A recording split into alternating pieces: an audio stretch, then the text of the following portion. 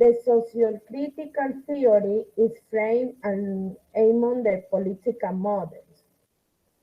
The social-critical approach resists the objection that it is not truly scientific knowledge, but a dialectical way of preaching change and alteration of the existing social order, based on criteria of emancipation and awareness.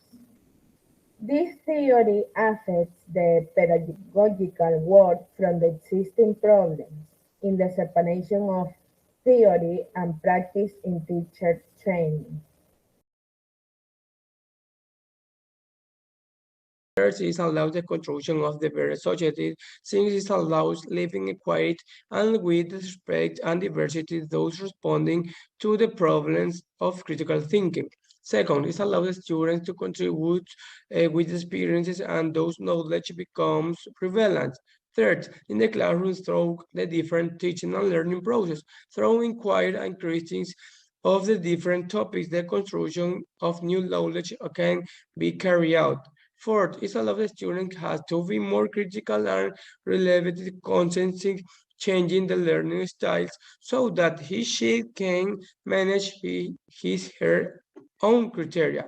Five, the teacher will exercise the function of effectivity and social learning, began the transmitting of knowledge, avoiding diversity.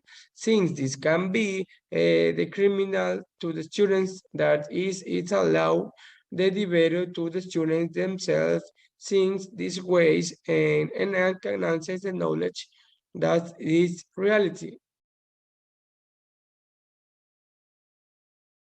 Studio for the different perspectives or organizational models is of major interest to depend to the college of the evolution of teaching and showing the social critical theory is forming among the political models. Underlying these models is the paradigm of conflict, which is understand as process derived from the power and interaction that takes place within organization.